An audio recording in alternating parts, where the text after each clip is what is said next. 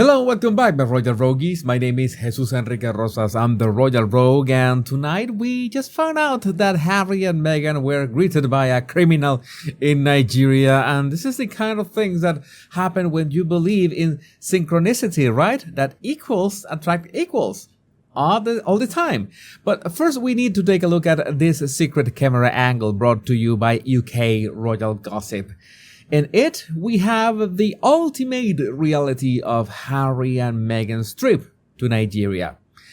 No, they did not deserve a red carpet, no matter how much they complain about that. No, nobody was waving at them. All the school children were there. I guess that happy for not being in school, as any kid could be. But there are no massive crowds waving and cheering at them. Can you imagine what was going through Meghan's head as she was walking right here? But Meghan was still waving and smiling at people like there was a huge crowd that didn't exist. Because the cameras were all around her. She must have been squeezing Harry's hand real hard, as in, how dare they not come and praise me as their ultimate queen. But Harry was already busy trying to spot any cameras that were filming his friar tuck head. I insist, he would look so much better if he just shaved that off. And we not only have the first moments of the articles in Nigeria, but also the very last meeting they had. And I got a lot of requests to analyze this video, so here we are. This is peak second-hand embarrassment, and as usual, I almost feel bad for Harry, because he's visibly trying to find a small gap in the group so he can be in the same row as everyone else, and he's really trying. But Meghan, well, she doesn't look as keen to let Harry be up front. She's the one who's going to be up front. And at some point, I thought that the logic behind this is that Harry was taller, so he could stay on that second row behind all them, the same as this tall gentleman over... Oh, no, wait. It's not a tall gentleman. It's a painting on the wall. That's what I was saying. He looked quite stiff. So no, Harry was being shown by Meghan in front of everyone else. Again, how many times have we seen this? And you can bet anything you want that Meghan has seen my videos in which I call her out on that attitude. Do you think she cares about it? Obviously not. It's almost like she's proud to generate chit-chat around her by having this kind of behaviors. But you know that I'm all for body language, and nothing beats an old-fashioned close-up to Harry's face trying to make sense of the snub from his own wife in front of everyone.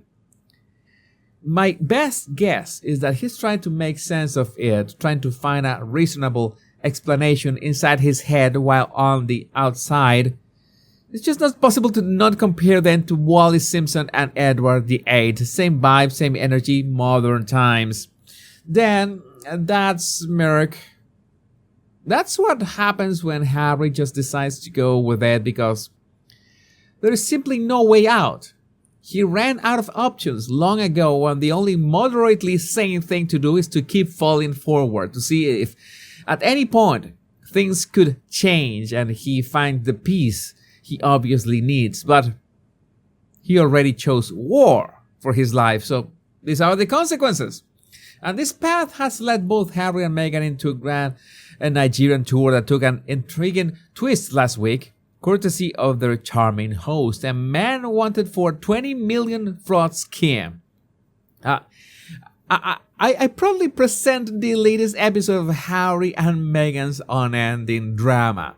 Meet Dr. Alan Onyema, the Airpeace CEO who greeted the couple in Abuja, decked out in navy sunglasses, red coffee hat. The royal duo's 3-day Nigerian adventure kicked off with Onyema and a secret group of military and government bigwigs, all smiles, and they disembarked from the Airpeace flight. Onyema, who established Airpeace a decade ago, is a wanted man in the US accused of laundering millions through American banks, and he's been on the run since a 2019 federal indictment. This charming businessman who stood shoulder to shoulder with the royals is knee-deep in charge of bank fraud and money laundering, allegedly using his status to pull off this 20 million scam. His indictment paints a picture of deceit and trickery. But now you know that I have played the devil's advocate with Harry and Meghan way too many times, and in both my channels, I haven't been so lenient with them in some time. Because I would find it baffling if they remotely knew about the reputation of the guy who was one of their hosts up in the air. Maybe they would have thought twice before flying in his airline, and most important, running into him when they arrived. Well, I don't know to what extent they could have avoided bumping into him because he was literally right there receiving them. But again, the Harricles have never really been much worried about optics.